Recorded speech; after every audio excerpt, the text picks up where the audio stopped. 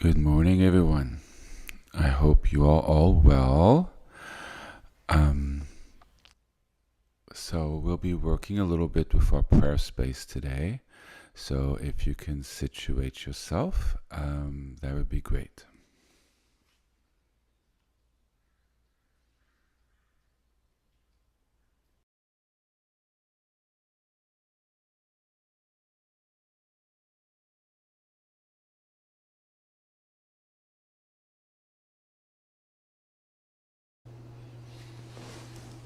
So I hope you all had a nice week.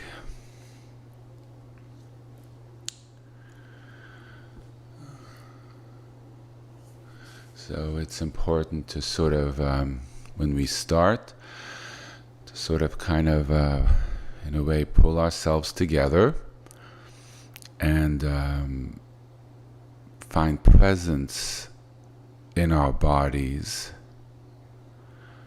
and sort of pull our thoughts inwards in a way. So a sense of a presence, of awareness can come forward and be a little more dominant than our thoughts.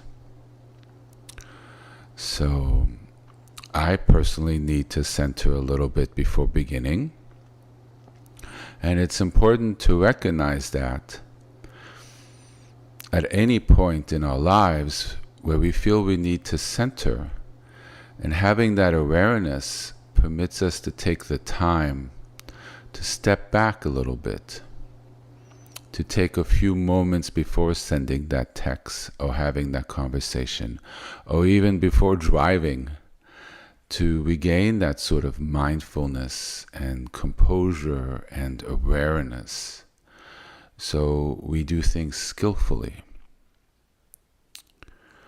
So if people have lit their prayer space and put up a little incense, and let's just take a few moments to sort of touch in, to find that space and calmness within, where our awareness, our energy moves less from the mind and more into the stillness that is at the core of our body, and into also, if one wishes to be more focused to a particular region, a little more to the heart center, that we radiate out from the heart center. That's something we'll work on in a while. But let's just kind of center. We take a couple deep breaths, and let's just try to put our awareness in where we are, in the room we're in. If one has been doing the practices for the last 2 months, there'll be at this point a certain easiness, a certain facility to be able to just kind of do that with one's intention. That's a skill we are developing. So let's just do that. And if one feels to call in the name of God to assist that, then please do so. But also, one develops the ability to just do that. Using the name of God assists, and it brings in blessing. But also sometimes one needs to develop the skill in oneself.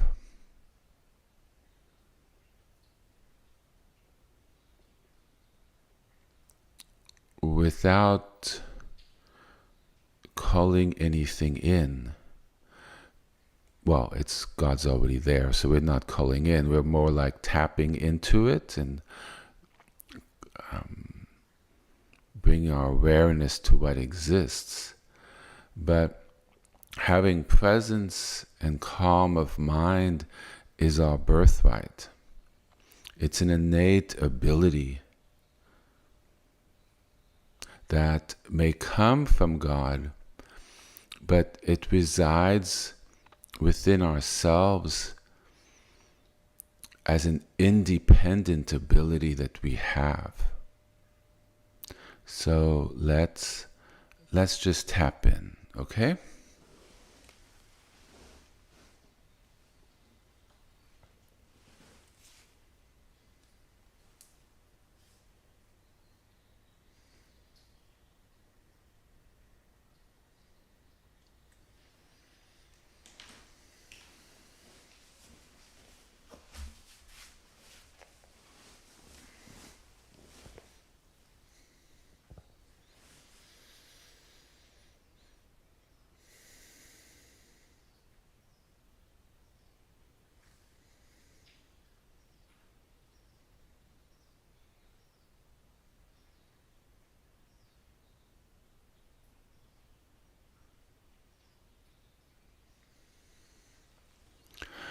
As one does this, if one had begun with the fingertips together, then as one sort of sits in this presence, one puts one's hands on one's sort of legs in a comfortable place and just remains sort of in comfort in a way, and one relaxes and eases into presence.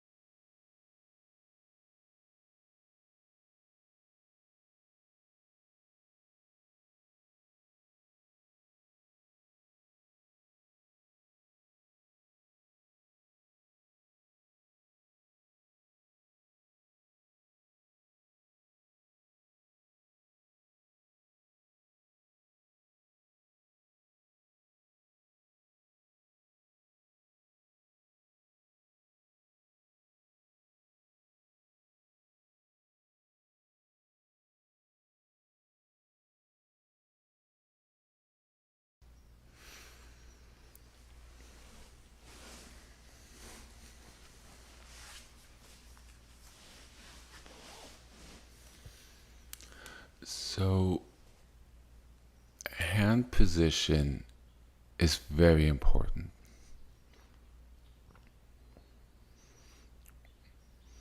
It is possible to influence the energy of one's body with one's hand positions. So, when I tried to have more presence this morning, interestingly enough, my hand position wasn't in a place where it normally is.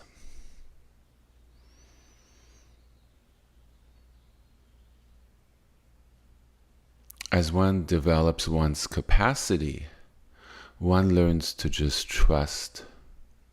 After having years of discipline of placing hands in certain places and working with that, one just trusts that the hands go where one's need to go. And I meditate in the full lotus position, where the legs are crossed on top.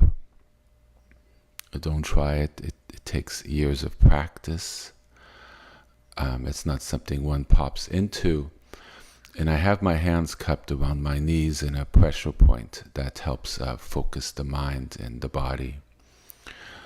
But interestingly enough, both of my hands were sort of next to each other, holding each other,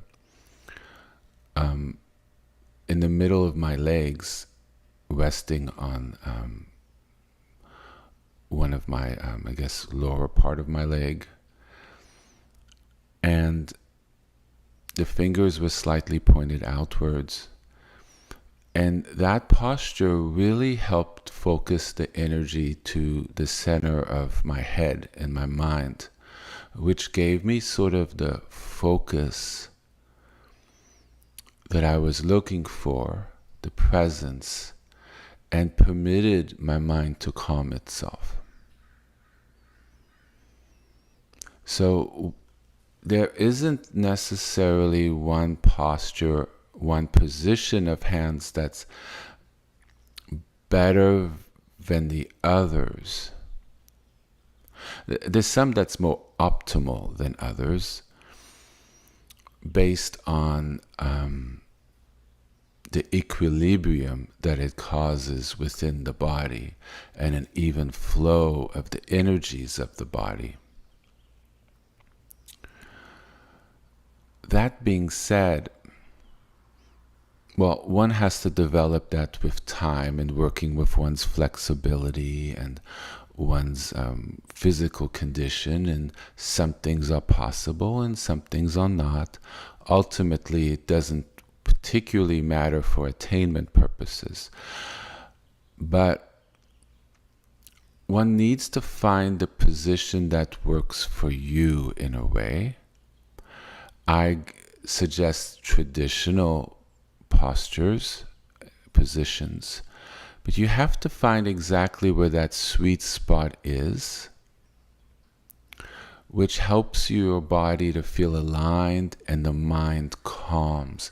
There shouldn't be any tension where your hands are. I put up information for you on my webpage at www.wisdomoftheshalom.com, guidance on posture and hand positions. But we want to calm the mind.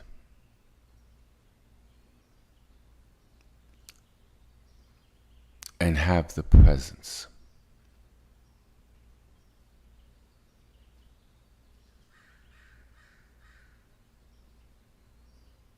So let's take a minute or two, given this guidance, and you relax into it.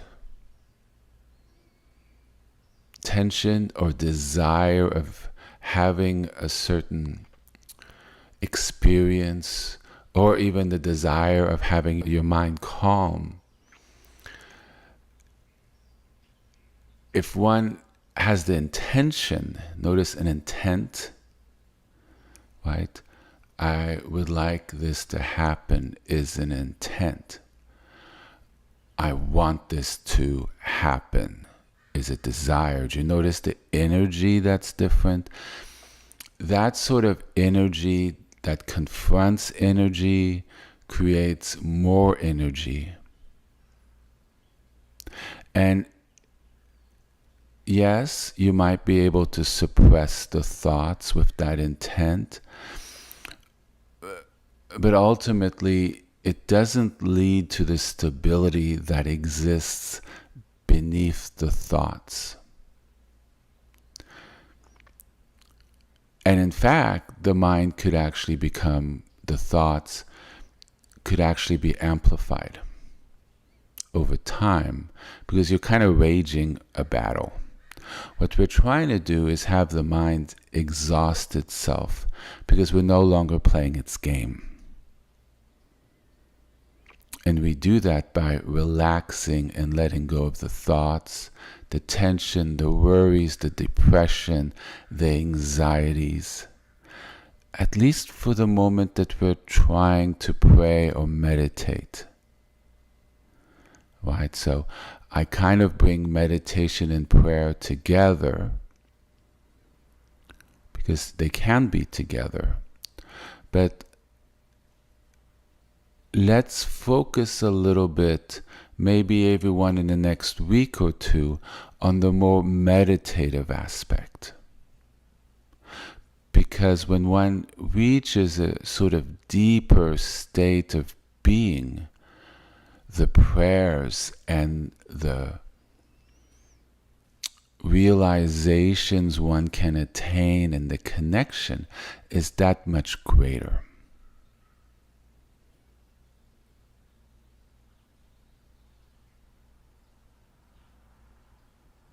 Normally in a retreat setting, and this is a form of a retreat, a kind of at-home retreat, there's a lot of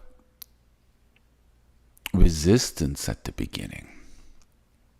And then at some point, mental, physical, psychological, and at some time it's just you kind of break through that sort of wall of resistance. And then you end up in deeper places, that there's less resistance. And it's a wonderful, beautiful place of calm.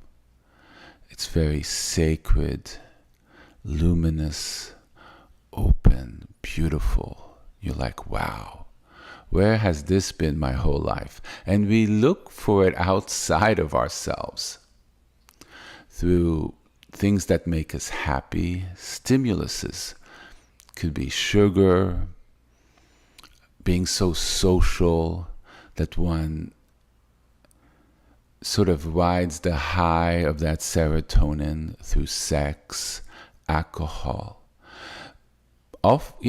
It's just a human condition, no judgment. We've all gone to these things, myself included. But it's also that peace can be found within. So let's take a moment and let's together, there's the strength of our collective practice that's going on now. So it helps us get there a little easier. So let's also trust in that for those who are struggling with reaching that place, and which is completely normal, especially if you're beginning. We're really going against our patterns basically for our entire lives. The patterns we've gotten from our society, from our parents, from our environment, from our schools, from our work life. We're doing something different. So we're learning, we're growing. I'm still learning and growing. And my masters told me they were still learning and growing. So it's easy, there's no judgment. You shouldn't feel hurried. All of these things actually hold you back. Because you see, these are all, number one, thoughts, but there's an energy to them. And it's not the energy that helps one achieve what one wishes to achieve. They help with the discipline of sitting down to say, you know what, I'm not going to do this. I am going to do my practice.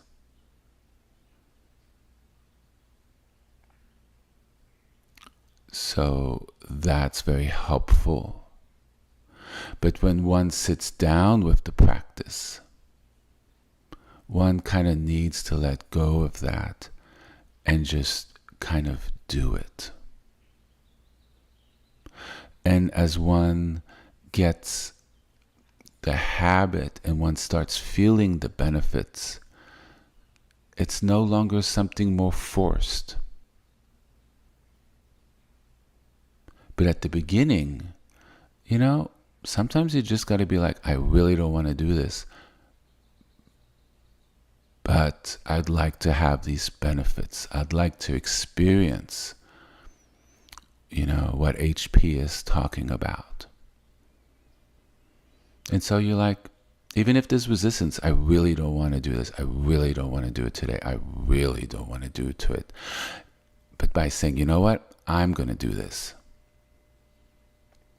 And that's going against our habitual patterns, and it breaks them. Because we're literally saying no to them. And even in a forceful, mindful way. Because our energy, our momentum is going in a different direction. And that's highly skillful. But when one sits down, one's like, okay, I'm here. I'm going to breathe. I'm going to release. And let's see if I could release some of that energy that was pulling me, pushing me, driving me in another direction, and be in that presence of where I am. And that is taking control back from our minds, our thoughts, our emotions, our habits, to something that's more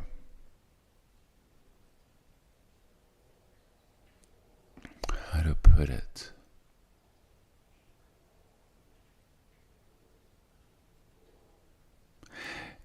In control.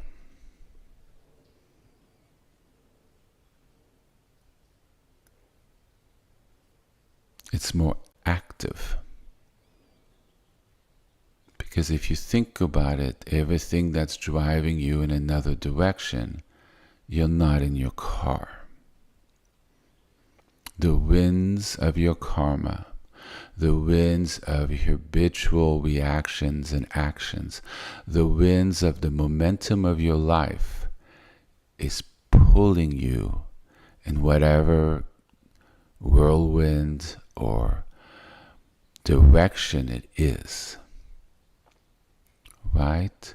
So if we switch from the analogy of a car to an analogy of a boat that has sails and a motor, right? A little engine. The boat, I guess with sailing you can go against the wind. I've kind of seen it done. I'm not a sailor. I always wanted to go on a sailboat, maybe one day.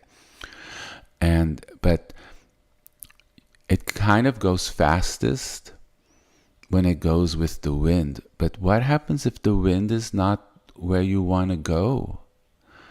I've noticed the boat turns around, trims the sail in a certain way, and sort of zigzags in the direction it wants to go, and goes against the wind. And that's the skillfulness of the sailor.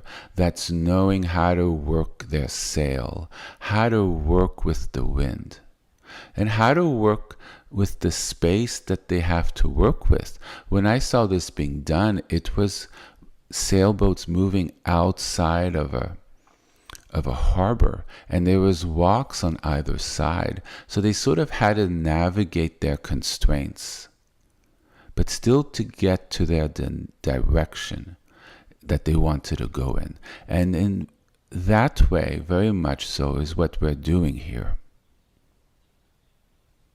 We're developing the skills, and we're working within the limits that our lives sort of have. And they're real time constraints.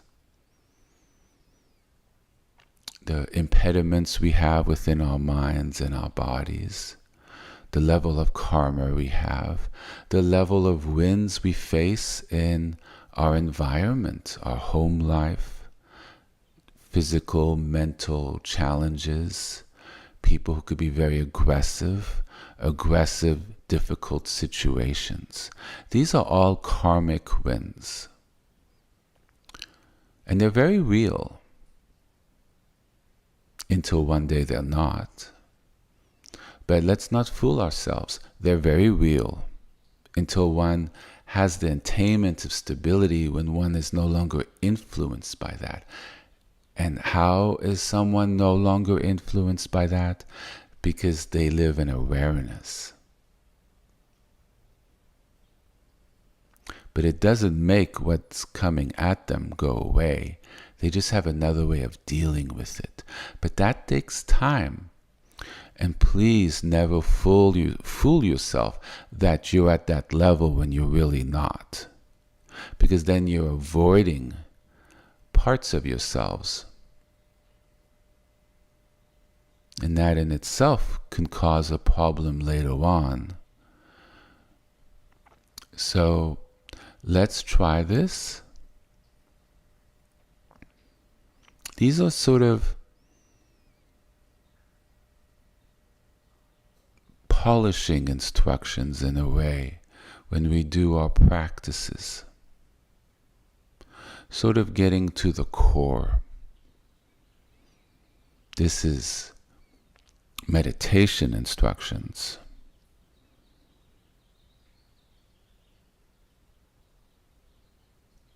That's a little bit apart from saying the names of God,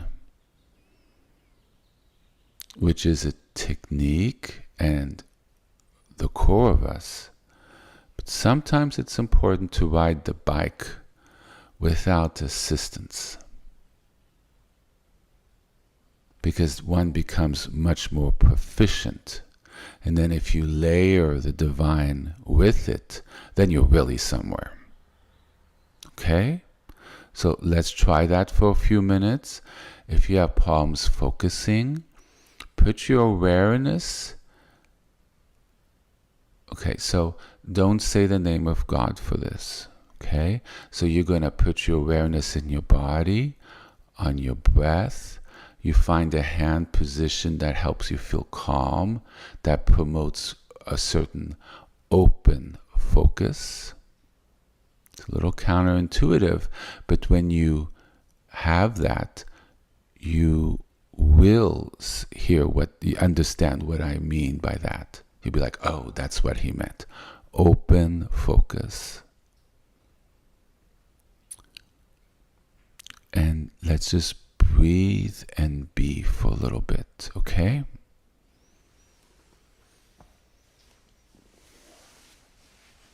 Look, this morning was very challenging for me. I didn't feel I could teach. We all have these days. And so in a way, I'm giving you the instruction that I actually was giving myself this morning. So it's important to develop the skills of pushing through the obstacles. But we're not pushing, did you notice?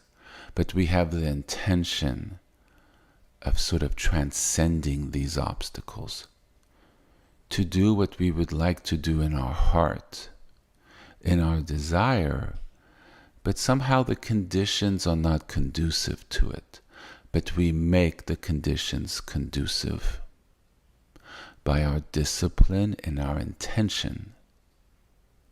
Okay? This has real world application, right? So let's do that a little bit, okay? Wonderful.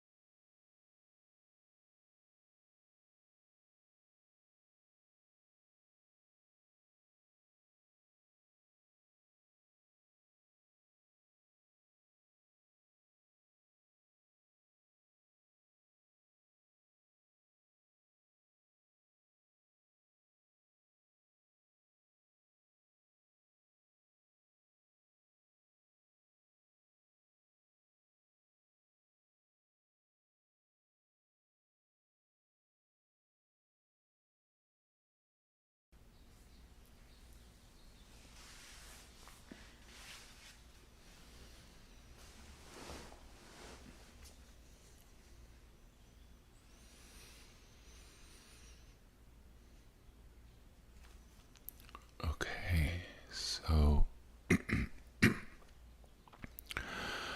as you're doing this, we're building a strong foundation. This itself is a practice in and of itself. And as one develops it, the additional part to it will be a little easier to do, especially with certain practices that I will teach in the future. One of the greatest antidotes to difficult situations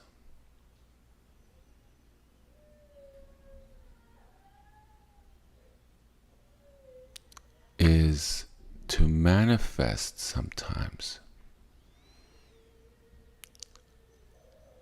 a heart of love.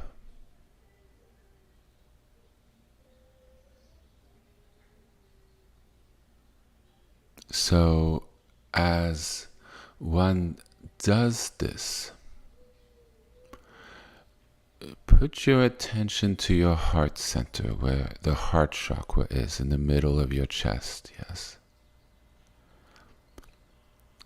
And summon forth the feeling of love.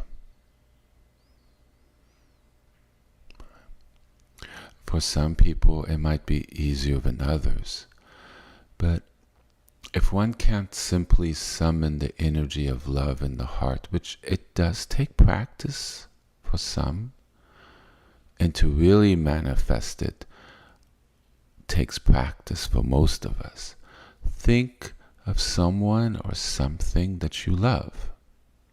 It could be a person, it could be an animal, it can be a place. And see if you could feel that presence of love, the energy of love. Feel that heart area.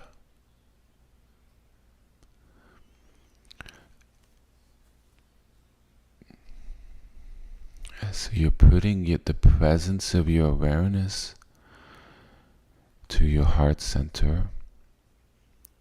Your eyes can be open or closed, whichever helps you do this, especially at the beginning. Ultimately, the eyes should be open for almost everything we do, but that takes time. And see if you could feel that warmth move from the heart center, that love, to fill your body. And see if you can let it radiate out to fill the room. Notice how several of the practices that we've been doing are culminating into things a little further along. So we're spreading the love through the room we're in. It's taken that energy from the heart, if you place your intention to that area, and sort of with a soft intention, a soft instruction to that area, sort of a directive, sort of asking it, telling it to sort of spread out, and you sort of feel it move out. I kind of feel it move out from the sides of my body, not so much the front and the back. And then I kind of feel it move around me like a bubble.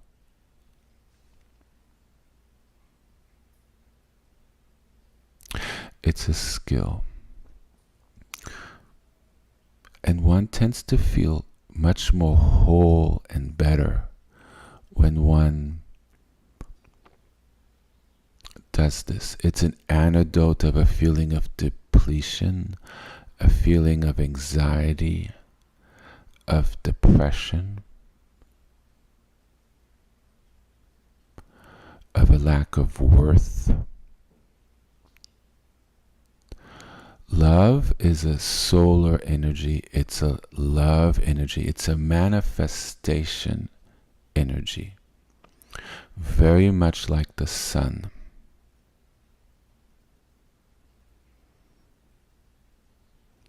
And if one's able to cultivate within oneself that energy, it's much harder for not so nice energies to penetrate and affect us. It creates a sense of stability in us, like almost a shielding. It creates a sense of presence and emanation, because we emanate it from us. We're emanating that sense of feeling good, that sense of love and presence in it. Don't you feel a little full when you're doing it? Does your body feel more full? Kind of like drinking that hot chocolate. That feeling of the chocolate and the warmth, filling your body, and you feel kind of warm and full. If you're not sure what I'm talking about, get a nice rich cup of hot chocolate and sit quietly and see how it makes you feel. That's an energy one can cultivate. And it calms and heals the mind and our senses. So let's try that together, okay?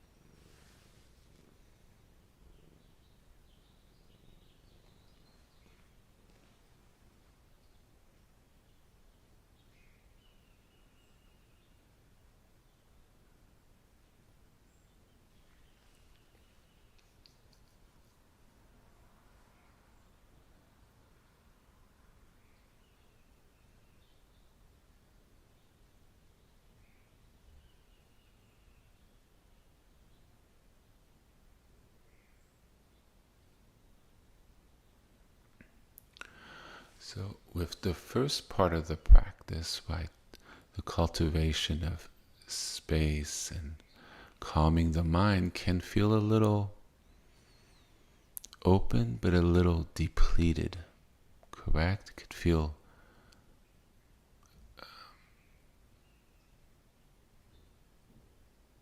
somewhat depressive, if, for lack of a better word. Certainly if one doesn't feel good, it could feel a little cold, correct?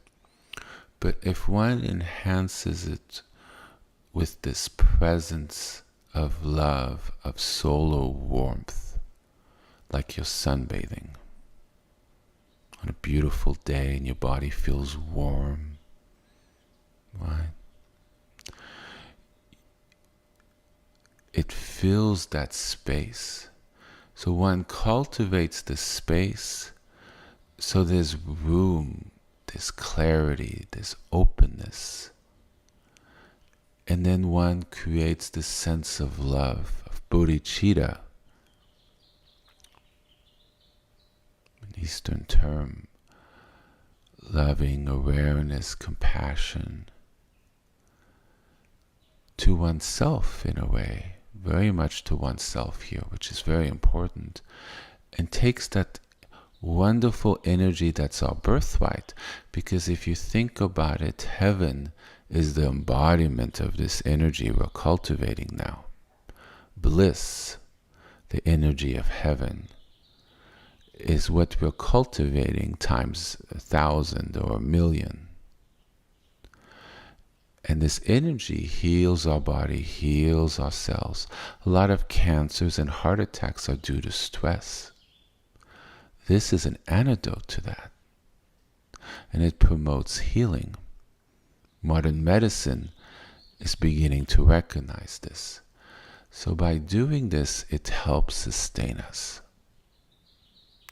And when we cultivate this, it calms our minds, so we're able to think better, to reason better, to transcend certain situations.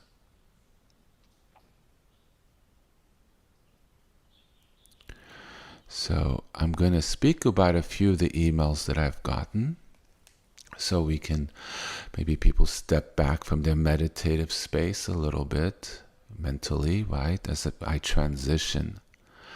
As I'm transitioning, or you're transitioning, maybe a little glass of water is helpful after one does a practice. And,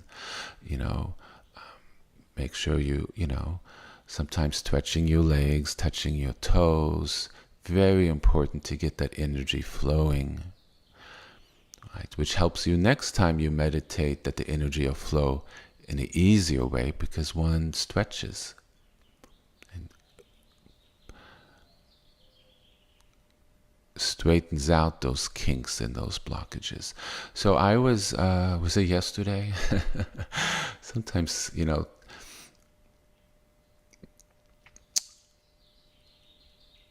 sometimes there's a lot that goes on in a day, and sometimes, what's yesterday feels like last week. So I was at a teaching, and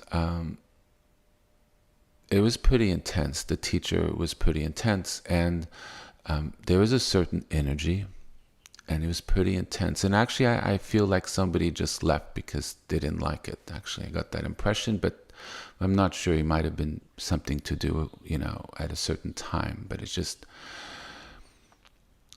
I don't know what happened with me, but sometimes this happens. I felt my energy kind of blow up through the top of my head, and I saw a white light around me. These abilities develop with time. And a warmth filled the room. And I noticed very quickly, people became less rigid, more open, more interactive, and the teaching style of the teacher just shifted. The intensity left. And I saw from a lot of intellect and sharpness, because everybody in that room was quite smart, it became more joyful and lighter and more heartfelt. And the room that felt very depleted and kind of very still became very warm and rounded and full.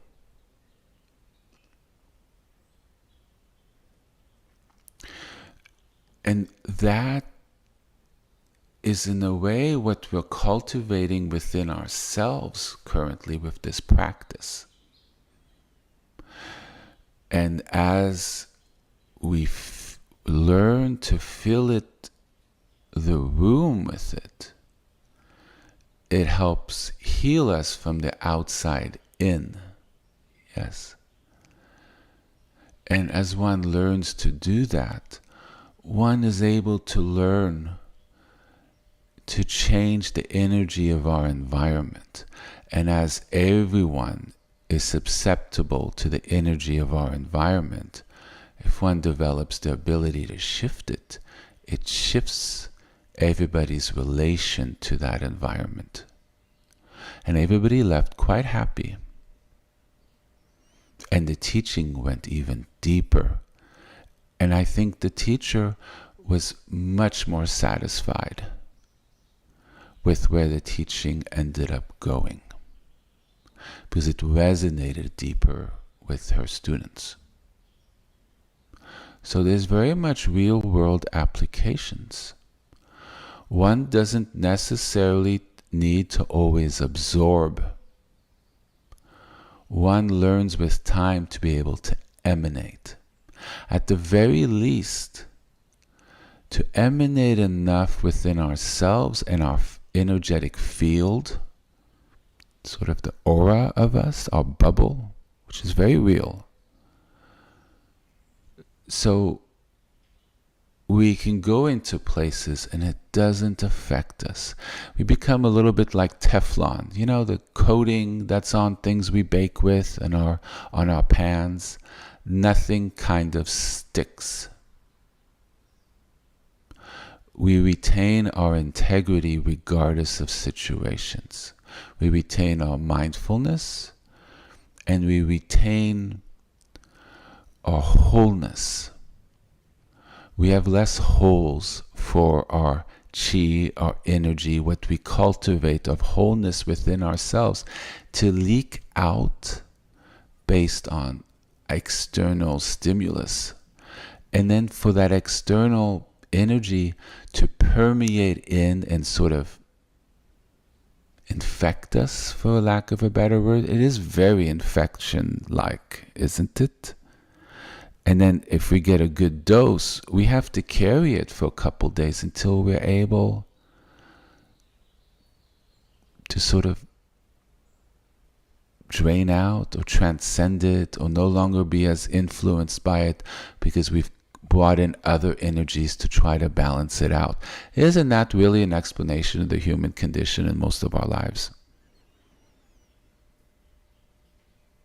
So this is very much a real world application. But that energy we're cultivating to retain within ourselves is really truly the energy of life. That's life force. And the more we're able to strengthen within us, the less open we are to external energies, often not very wholesome, to come in. The greater energy and emanation and presence we have. And then people realize that's not a go-to zone. It's not going to work with that one. Why?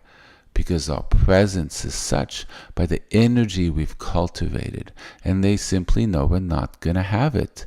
And even if we don't say anything, they realize it ain't working with this one. Or you know what? I don't feel good being in this presence. Because honestly, that energy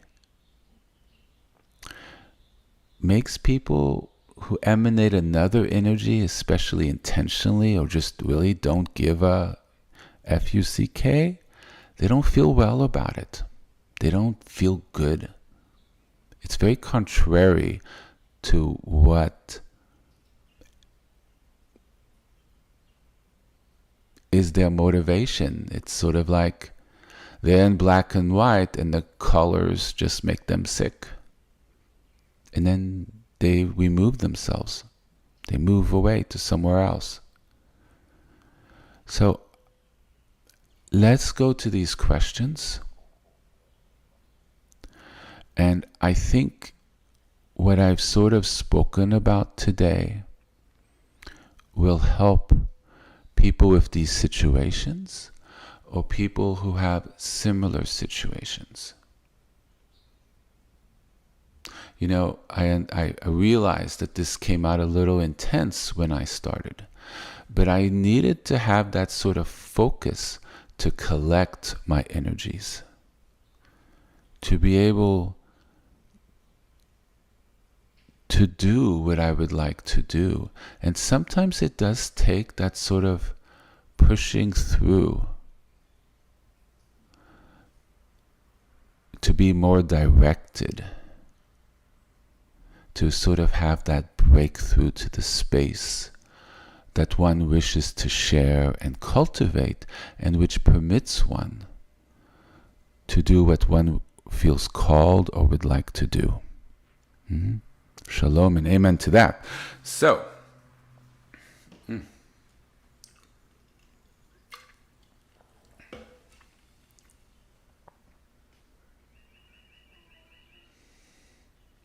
Let me pull up the questions.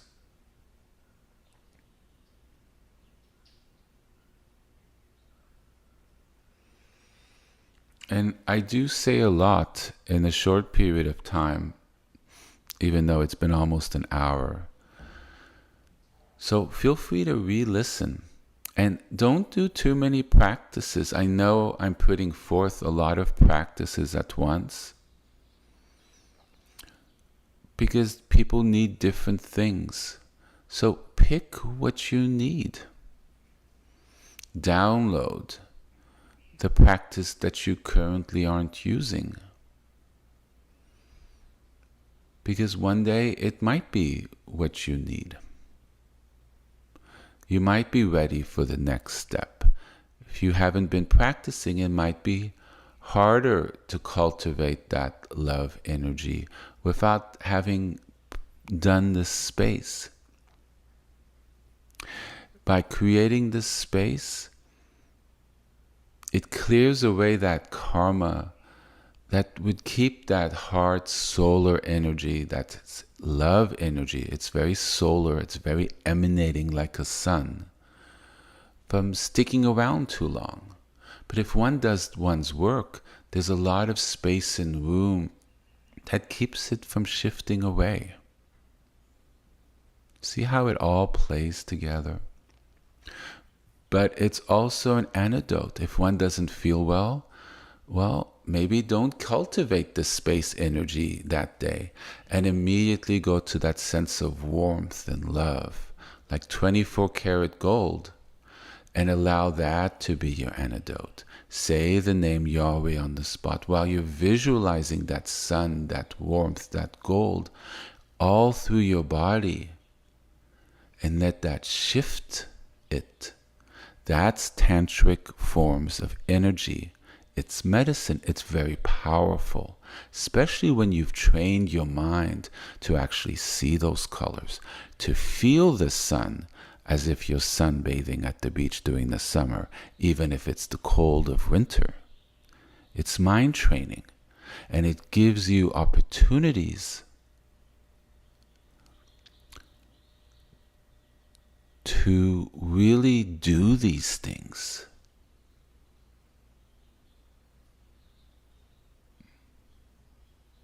Additional tools in one's little box to manage through life skillfully. So, some questions, yes? That was a little intense, but I think very helpful. It's my teachers would be very happy with what I've just said, so that makes me very happy.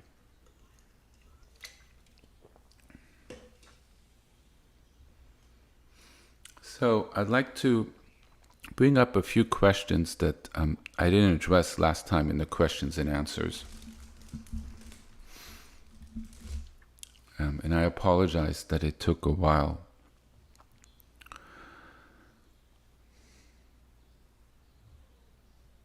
So, how can I overcome feelings of loneliness and isolation, invoking the names of God and building a supportive community?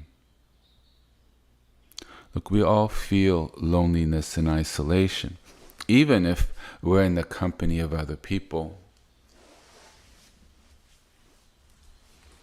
Especially if the company of other people somehow doesn't fully resonate, or we don't fully engage with it. But I like to specifically focus on loneliness and isolation, which honestly leads to depression. They all seem to kind of go hand in hand. So when I last kind of spoke about this, if one has access to those teachings, and that's why it's important to listen to past teaching once one can't, because a lot of the answers people are looking for, sometimes have been touched upon previously, and I don't mind repeating things at all. But as opposed to waiting to the next time it loops around, one can do a little excavation and find things.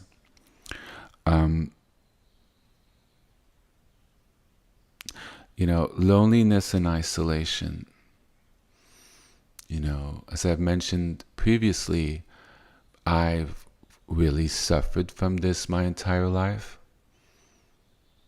And when I got a cat, within 3 days, I've never yet experienced that level of depression that I've been feeling for years, or loneliness or aloneness, even though I had a group of friends, mind you.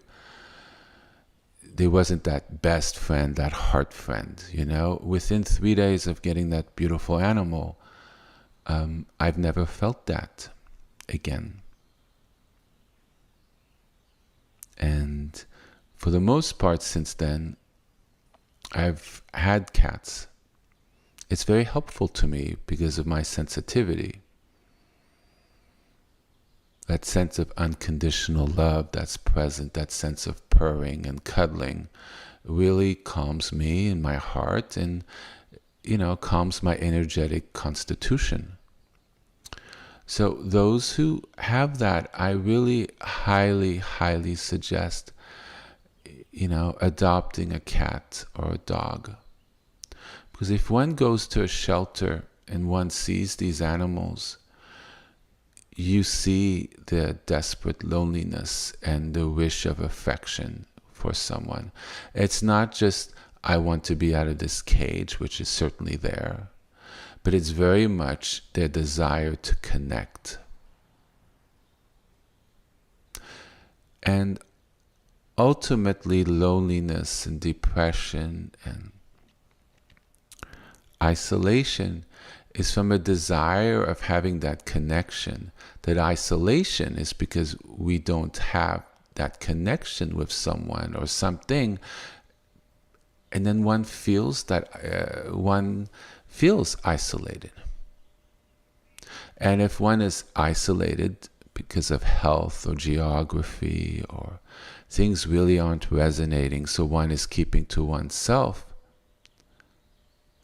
by having that love and support,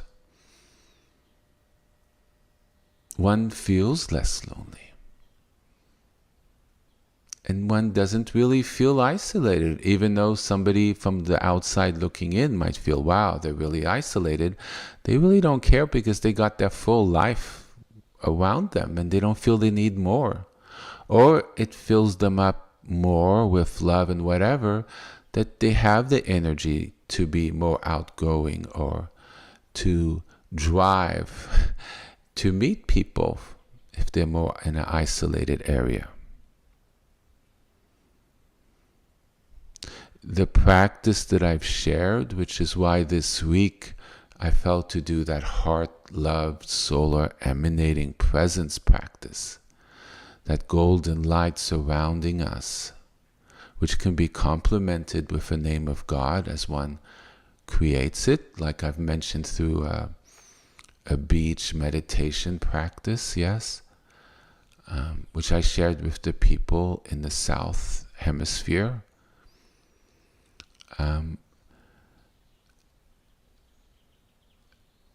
That's an antidote, a cure, something that helps with that. Which is why I shared that practice. If you're going through troubling times, illness, a divorce, a loss of a close friendship, financial problems, you've lost a house or something, this is an energy one can cultivate. The loving practice, the heart practice, the gold enriches us, makes us feel stronger, as a countervailing, as an opposing energy, which helps make the not so good energy kind of subside. It's like you're having a headache and you take the Advil, or you have the aspirin, depending on the person, or you have body aches, like from meditating or stuff. I always used to pop an Advil or two, if that's healthy for you, and my bodies would relax and the pain would go away. And it's an antidote. So this is an antidote. Sometimes on the path, it's important to do antidotes. They're not bad. There's other practices where one learns to transcend it, so you don't need an antidote. But there's entire portions, especially at the beginning, that one needs the antidotes to be able to get that healing, for one to be able to move to other forms of living and practice where the antidotes necessarily aren't necessary.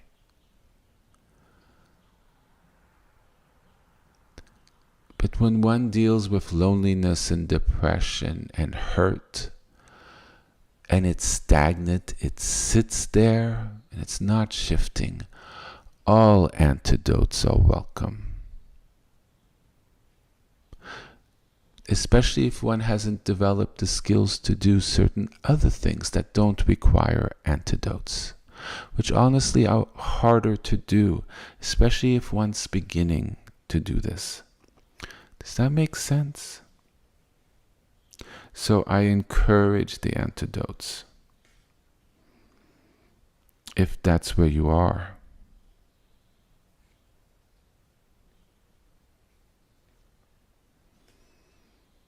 If you really have loneliness, if you're older and people don't visit you as much, adopt a beautiful animal.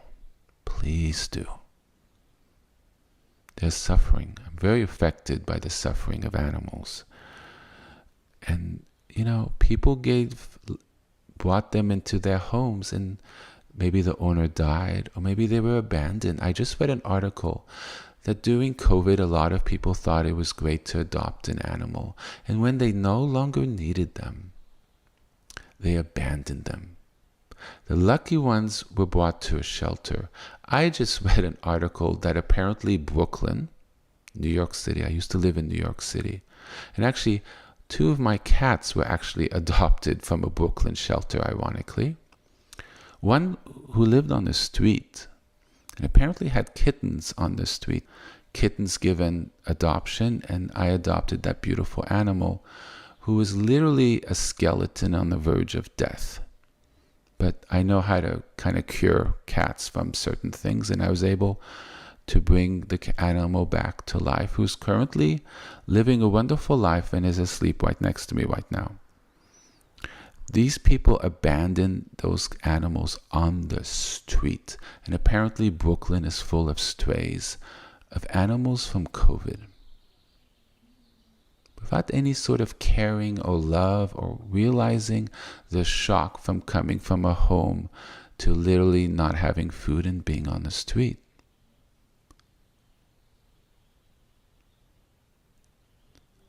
They are in need of love, just like we are. And that love they're going to provide from gratitude, and it's their nature to love, will nourish us. And we're helping our world.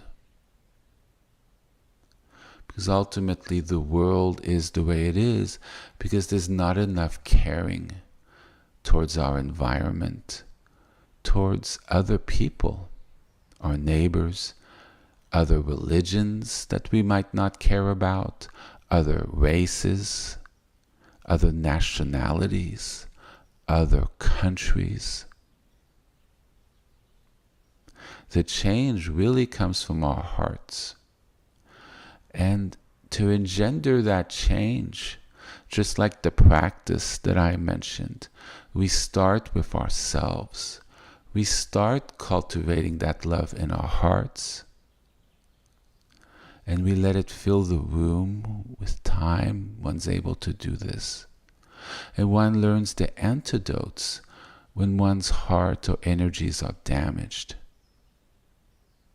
An antidote can be anti-depression pills. Sometimes that's necessary.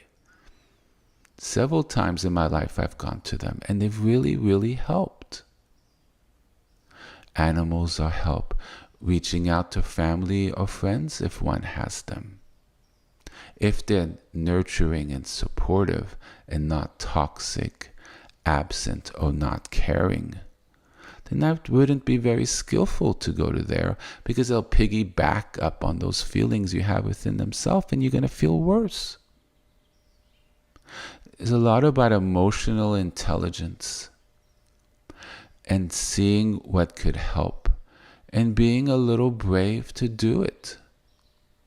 For example, I love traveling. I was really afraid if I got a cat, what would I be able to do when I travel or go on retreat? Well, lo and behold, each time I needed to go, there was a friend who was more than happy to take care of my cat. There were friends that were more than happy to live in my apartment while I was away, so my cat didn't need to be displaced. Actually, none of my animals ever needed to be displaced. It somehow always worked out. But I had to do that leap of faith. Now, it doesn't mean necessarily it's going to work out for you in that way, but you'll learn to have automatic feeders, to realize that if you leave for 3 days, your cat will be perfectly fine, and you'll learn how to leave out the food. There's solutions. But sometimes you got to do a leap of faith in life to trust a meditation instruction you've never heard about. Because in your mind, you realize, you know what? I think that'll help. I'll give it a try. Trying something new so one is not locked in. To have that bravery to share that you're in trouble with a doctor or a teacher or someone that you feel might be responsive. And if they're not, well, shame on them. That has nothing to do with you. And then having the bravery to try again, or try 5 or 6 or 7 or 8, 10 times until you find that right person that is able to help you in the way that you need your help, so you find your healing. And not to be too affected or project that it's you. Please never project that it's you. I've projected a lot of my life that it's me. But honestly, it's really the other people or one's environment that caused that feeling to come about. And when you think it's you and you lower yourself, it sort of becomes a draining process. Now, if you're a jerk or you're arrogant and you know who you are, then maybe it is you. But then have that awareness to say, you know what? I'm going to work on that. I'm going to work on those traits that I have. And then maybe people will approach. Maybe you'll be happier. Or maybe even if you don't have those issues, you realize you're becoming a better person, which is ultimately the path of spirituality and religion. So loneliness, we've all been there. Don't feel you're alone. If you're depressed, we've all been there. You are not alone. Just know there's another side. There can be happiness. There can be fullness. Reach out. Find ways to shift that.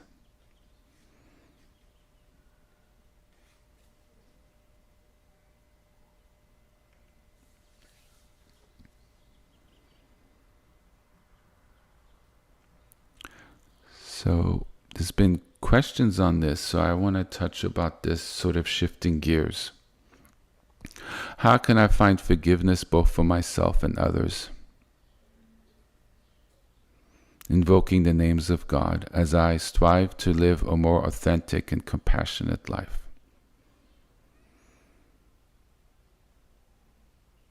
So the solar loving practice is very important, and to realize we've all made mistakes. Do the confession practice that I mentioned a few times, yes? Having regret for what one has done. Having the intention to not do it again. To make changes so it doesn't happen again. And if it does, then redo it again. Or if you still have the sense of guilt, then just do it again. And sometimes it helps to speak to other people or to ask the person for forgiveness or try to make amends. And if it's not possible, try to make, if it makes you feel better and find that healing, make amends in different ways. Be more generous with strangers as a way of putting back a more positive energy that you had taken away by one's actions or thoughts. And sometimes it just takes time. But ultimately, forgiveness comes by evolving on being a more mindful person.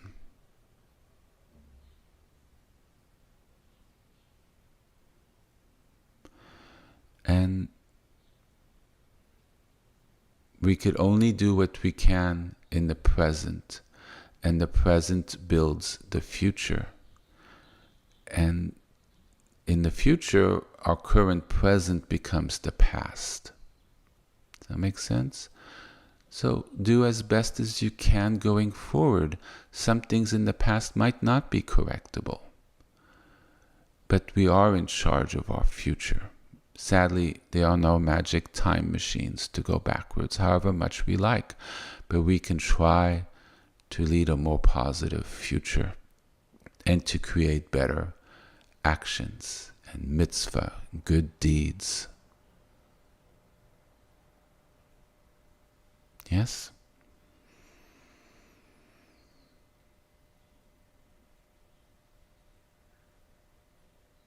The names of God are medicine to help be a more authentic. Authentic is bravery to manifest one's more authentic self in one's actions or thoughts, which lead to actions, right?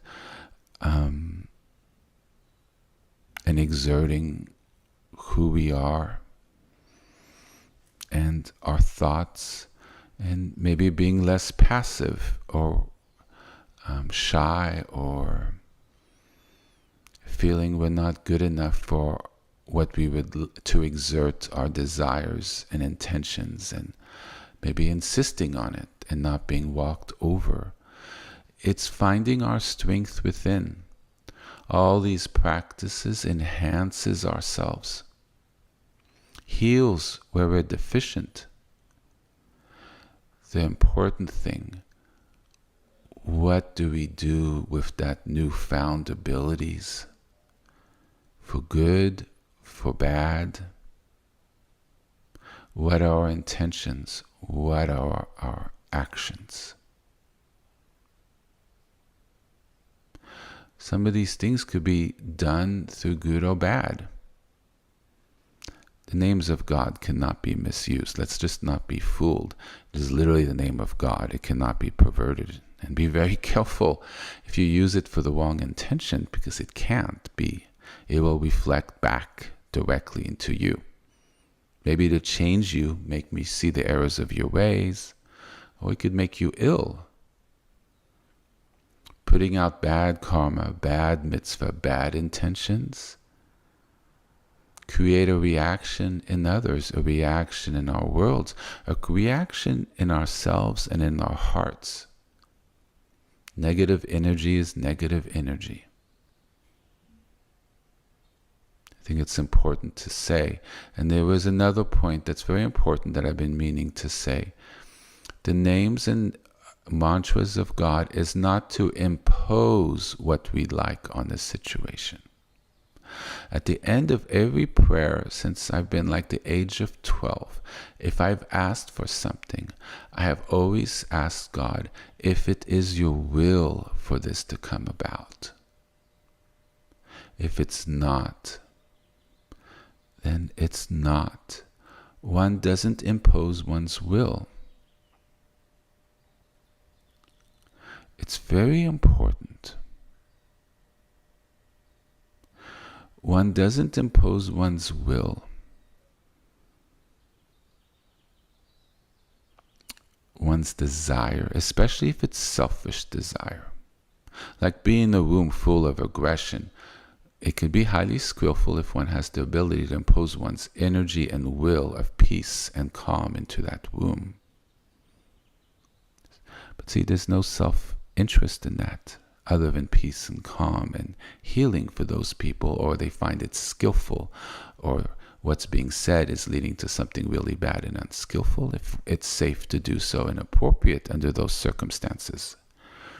But one doesn't say, I want this, and not care for the consequences of what that desire may instill. That's not a good intention or prayer.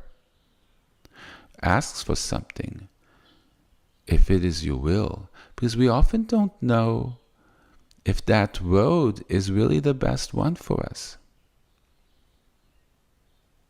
You may want, for an example, to go to a certain school, college, right?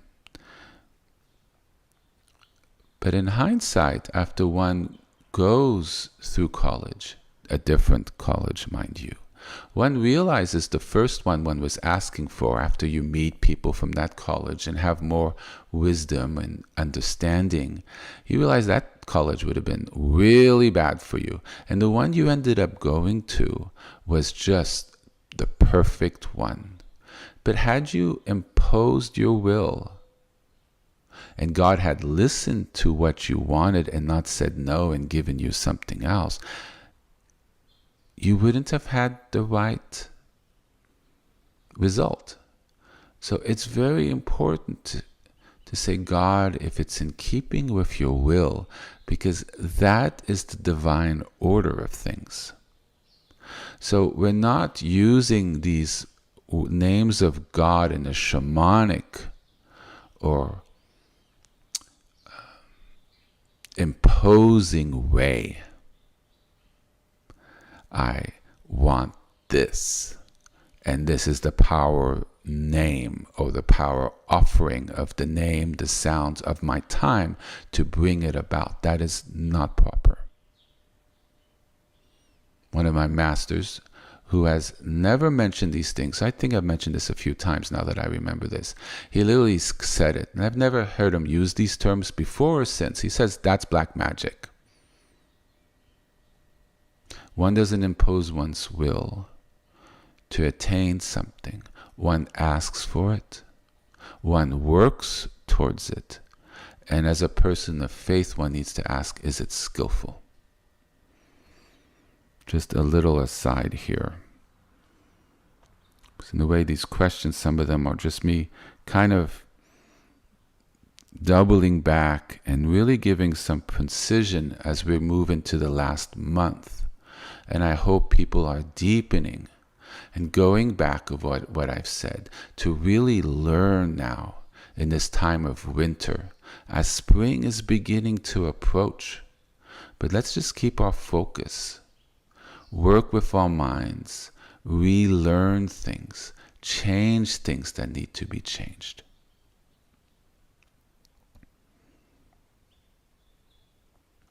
I'm going to quote a message that I received from a young viewer. I am very touched that someone of a very different generation of mine felt called to reach out, and I could speak to what I believe are some adolescent issues. Very touched. So I will say this. I hope this message gets you. I'm kinda a young viewer who deeply thinks your stuff is cool. I am writing for some cool dude advice, laughing out loud, regarding my mental health struggles. I have been dealing with overwhelming sadness, anxiety, and anger. I've tried talking to friends and coach, but I feel like they don't care. I trust your stuff and vibes. Been wondering if you could give suggestions that aren't hard to understand. Thanks. Well, I just want to say that I'm very honored that you trust my stuff and my vibes. That really touched me. And the fact that you felt to reach out takes a lot of bravery, and I'm very, very honored.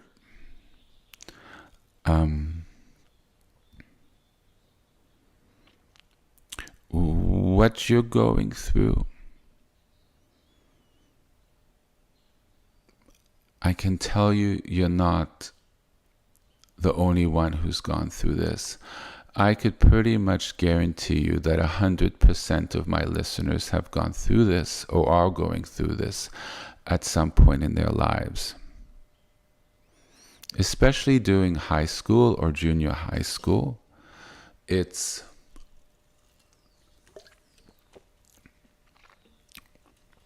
not uncommon, sadly, that people feel they don't fit in.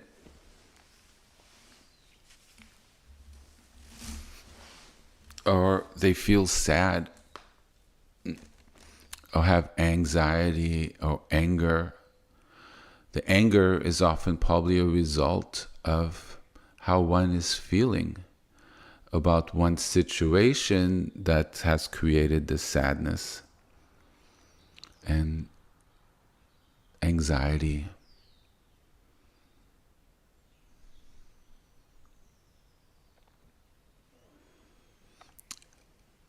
You're doing the right thing by reaching out to people. You're very smart in doing that. And it really takes a lot of courage to share where one is vulnerable. Because I think one would feel, at least when I felt this in high school, because I experienced all this myself personally in high school, I personally couldn't share. I felt too self-conscious. And I felt too scared. Because I didn't feel I would have this support. But you've reached out and you've tried. And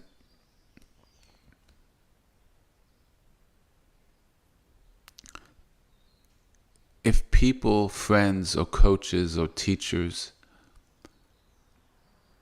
didn't care, that has nothing to do with you. It's really shame on them.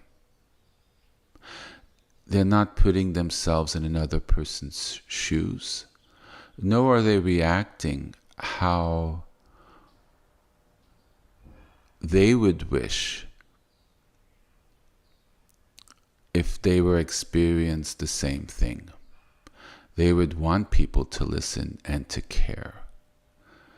And sadly, more and more nowadays in this period in time, people really don't care about others. And I've really been encountering it and seeing it, and it's extremely shocking. And that just kind of shows you they're not the people to go to. And keep your eyes open for, those, quote unquote friends. I'm sure they fulfill a need of company or whatever. But keep an eye out for new people who might be the friends that care. And it takes time. I really didn't have friends that cared until I was in college. Sadly, it's just, I don't know why it is about high school or junior high school that this is the case, but sadly it is. But you do find your people later on in life, and that I guarantee you. And it's important to reach out when one is in need. Try to see if there's somebody else you feel comfortable. Interestingly enough, from what I've heard with other friends, coaches do not tend to be very sensitive, sadly. In junior high school, I needed help, and I did go to a PE instructor, and he really, I had a bully, really physically abusive bully. And that bully knocked me out once in the field, and I did go to a PE teacher, and he was pretty outraged. And next thing I knew, that bully was suspended for 2 weeks, and his class schedule was shuffled around so he would never be around me, and he never bothered me again, probably because they put the fear of God, of expulsion in him. So that teacher did help. So do look for a teacher that might be helpful, or a counselor. Having depression and anxiety, sometimes it's helpful to have some medication that helps. So I don't know if you have a doctor that you feel comfortable going to, being seen and speaking to the doctor if your parents aren't present or able to go by yourself. You might feel more comfortable. I sense that maybe you don't feel comfortable sharing with your parents. Is there an aunt or an uncle that you feel comfortable with? An older brother?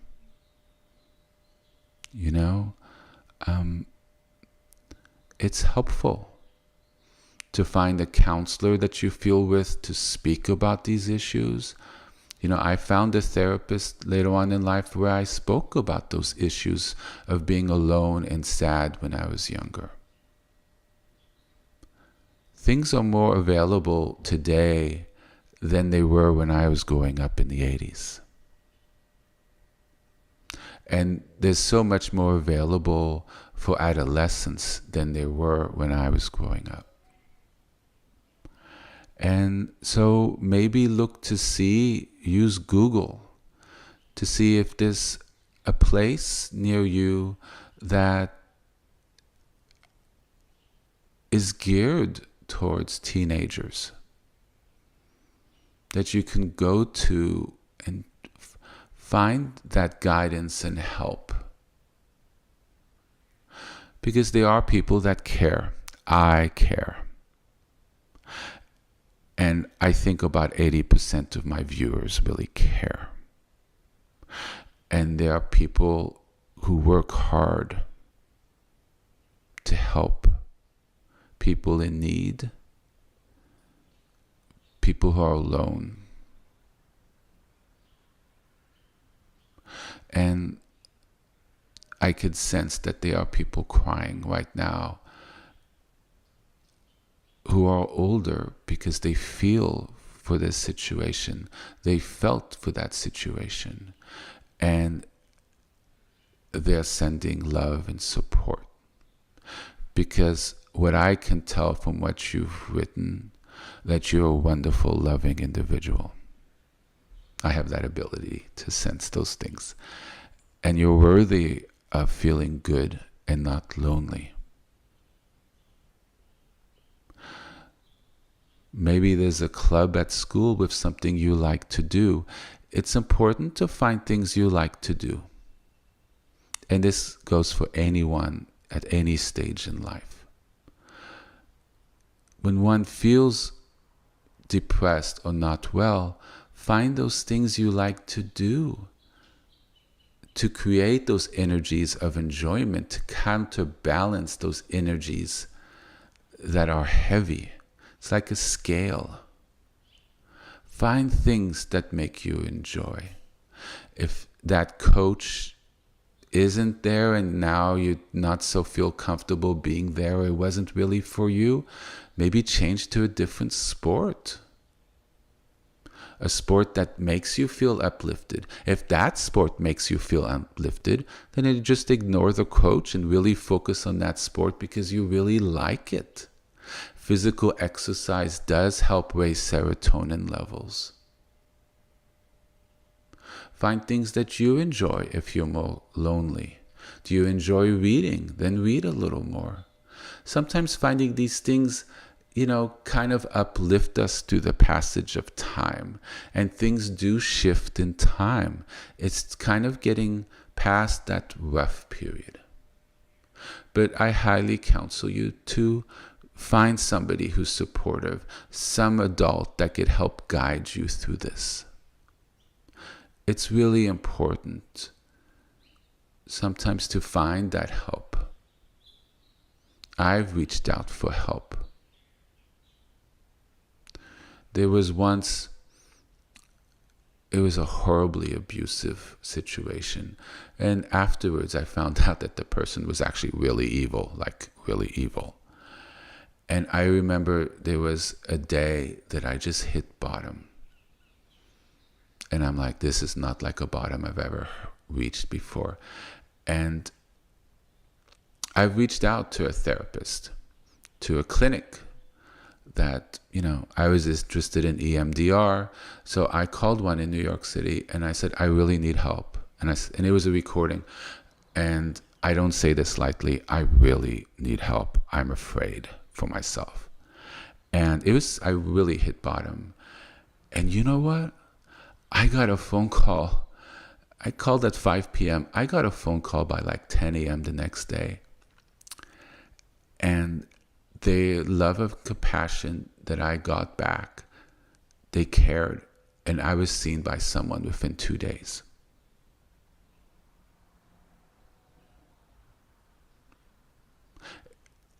If one doesn't reach out, one doesn't get it back. If you don't reach out and if it doesn't get a response, then you try another place. And then you try another place. It has nothing to do with you. It has everything to do about them. Because you are worthy. We are all worthy. We're all the sons and daughters of God. And God loves us. The practice I gave, I felt to do it because I read your letter. Just find that golden light and feel the love, and it will heal this. It will help, along with finding people who are supportive, along with reaching out to a counselor, reaching out to a doctor maybe that helps with medication to help get over this. So please send me an email in a little while and see how you're doing. I would love to hear from you. And look on the internet. There are resources available. And I say this to everyone who has their particular issues. Try to find the solutions. You don't have to sit with this and endure it on your own. There's a lot of resources and very good people who wish to help. We're not in it alone in this life. And it might take a while, several different tries, but I know that you will find the right place because they're there. Yes? And practice self-love. Find things that you like to do. Stay away from situations that make you feel bad, that are toxic. Take distance from that so they don't wear you down, so they don't deplete you further, right? And find things that uplift, that help. Sometimes I find going hiking helps. Being alone helps. I love nature, so I go into nature. And I could breathe and forget and just be in the presence of beauty. Beauty helps. Pleasantness helps. Music that makes you feel good helps. Exercising helps. Being around brighter colors, wear more brighter clothes helps. Being in sacred places for me, temples or churches, where it has a presence of God, of love, a warmth, just sitting in that helps. It cycles our energy that we might feel depleted within with that energy of abundance and warmth and what's the word I'm looking for? Of enriching, an enriching energy. The practice of the sun is an enriching practice. Yes, it's a term. In Eastern things, it's enriching. having beautiful pictures in your little altar and lighting the light and being in that presence is enriching. Finding people who care and who listen and clearly have empathy and compassion and caring is enriching. Being in areas that are supportive, even if it's for a small amount of time or a place or something, is enriching. And you bring these little pieces of enrichment, a little here, a little there, maybe a lot over here, and it adds up, plus, plus, plus, plus, plus, plus. And that side of the scale of enrichment suddenly makes a lot flatter the side of the scale that's the opposite. So, my dear young friend, thank you so much for your email, and I send you many blessings. And we've all been there. And I think many of us are there. And it shifts. It does. Adolescence is a very tough time for many, many, many people. And many people who have been very successful had a really tough time in their adolescence. And actually, the people who tend to be successful, or the people tend to have really amazing lives later, interestingly enough, struggled during their adolescence because they didn't really kind of fit in. And sometimes that's a good thing, because fitting in with the majority, especially nowadays, the majority ain't all that kosher, sadly. And the fact that you're a little removed means there's something special going on with you. So, if you're religious, pray to God. Let Him be a friend. Listen for His voice and His guidance, because I believe He wants to reach out to you. And if you're not religious, you find it within yourself, because it lives within us, that holding. One cultivates it, yes? But please reach out, find some help, and if it's called for, there's no shame in taking antidepressants at all, or anti-anxiety medications. It helps. One feels better, one is able to motivate to find solutions, and I'm speaking to all of us who are listening. And then once one finds that and creates that momentum, one finds that that antidepressants and anti-anxiety have done their work, and one has found other things. So those medications aren't as necessary. Does that make sense? And for some of us, their minds are at a permanent deficit of those hormones that create these moods, and they need that to support them, and that's perfectly fine for the rest of their life, and that's cool. We all need things, right? It's no problem.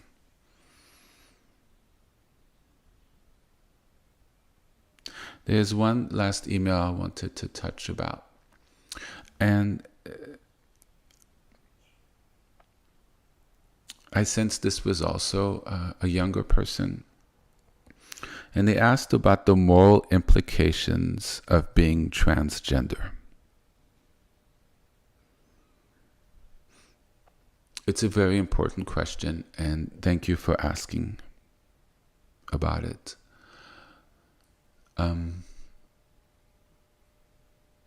So my thinking is of this, and I can't speak for any particular religion. Different groups have different thoughts on this.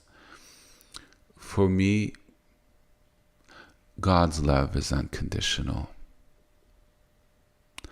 God wants us to be happy.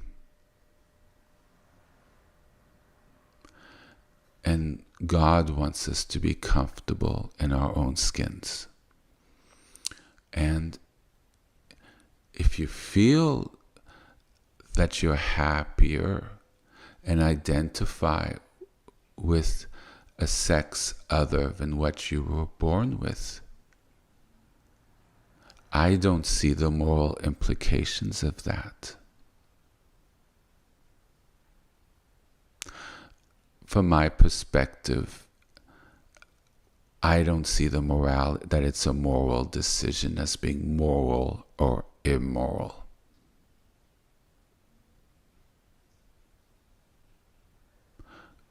We all try to navigate through life the best we can, and we need to feel whole. So I support and honor your quest of feeling whole, and that you're aligned as how you feel you ought to be aligned. And if that means making the changes necessary so that your external physical appearance mirrors how you feel you are inside and how you ought to be outside with your name or physical appearance and way of being, then there should be no morality or immorality attached to that. In fact, God wants you to be happy. By feeling good in one's skin, one would live a better life, a happier life, a more fulfilling life. And as I've said before, people get caught up in so many different things. They study, very technical parts of the Bible, or they focus on so many different things of religion. And they really, excuse me,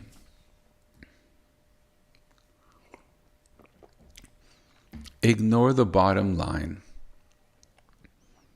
And I think the bottom line is really, really, really, like seriously, really what God cares about. And that is,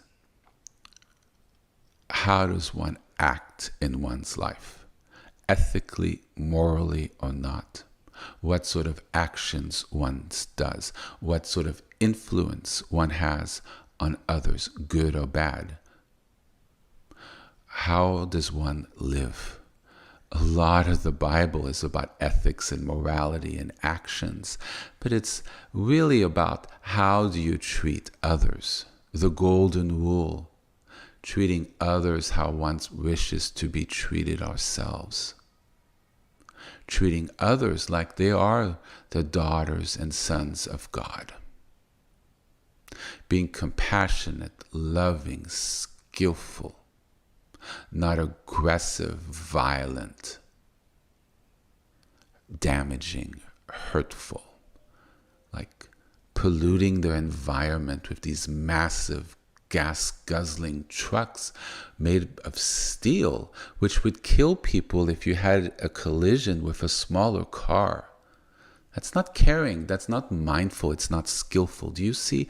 God cares about these things because there's repercussions. We should strive to have positive repercussions by our actions. Everything we do sends out an energy. Everything we do has an effect in some way. God cares about that. Let it be positive.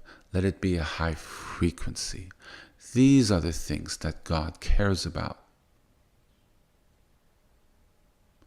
Not whether you feel called to be transgender. Not whether you're gay or you're straight or you're bisexual or you're non-binary. what do you do with that identity? How do you behave? How do you act? God cares about that. Feel happy with who you are. Find people who support who you are. And there's a lot of people who care and support you for who you are. There's a lot of laws that support and protect people. And if you live in a state that's not conducive to that, and you're able to move to a place where there's support, where there are laws that protect and uphold your human dignity, that help you live a good life, a happy life. Because ultimately, people shouldn't judge, and people should affirm and uphold, just like we should be upheld and nurtured. From my perspective, there are no moral implications. I don't think God cares about these things. I think there's a lot of people who look onto certain sentences, particularly in the Old Testament. There's a lot of really horrible things that are mandated in the Old Testament, which honestly were probably never put into practice. And they find a couple sentences. They ignore the rest of the paragraph or the intent of the sentence before or after, and they try to use that because of their personal prejudice, and then they put that sewage, and yes, I'm sorry to be judgmental, but it is perfectly full, potent sewage out there, and they really don't care how it makes people think about themselves or their depression, because honestly, I will say it, they're hateful. Don't swallow that. Don't swallow that. The Bible is about love and compassion and how God wishes to have a relationship with us and how we ought to treat each other. And that's with understanding, compassion, and love. And things that are different than that, the smaller gritty details of some chapter or line that's taken out of context, cannot override the major themes that are everywhere. So I support you fully on your journey to living the sex that you in the male or female way that you feel you ought to live, and I affirm it. And there's a lot of people that would affirm it, including religious people. So thank you for reaching out to me for this sensitive issue. I'm very honored and touched. And so I think that's the end of these questions I wish to touch about. Oh my God, 2 hours. Young people go through a lot, and it's a coming of age. And I hope the adults that are listening really keep an eye out for the young ones who are coming to understand and learn about themselves, and we make sure we help them, and sometimes in ways that we did not have help ourselves. And then we maintain and we support each other. That ultimately, I think, is what God wants. So I thank you so much for listening. Please practice. Please, if you struggle, do that heart enriching practice. Try to feel the love of God, or of someone that loves you or you've loved. Think about that and generate that energy of love, of compassion, of holding, of acceptance. It could be a grandmother, an aunt, somebody who's currently with us, or somebody who's passed. It's to generate that energy and let that fill us. And that filling makes the other energies, emotions that bring us down to go away. Bring in the antidotes. Bring in the help. Bring in the healing. And I will focus my prayers this week on that for all of you. And I hope those who do pray send that into the group to everyone who's listening, who needs help. We're all here to help and heal each other. So thank you so much. And I look forward to speaking with you all next week. It's my very great honor to be here with you all.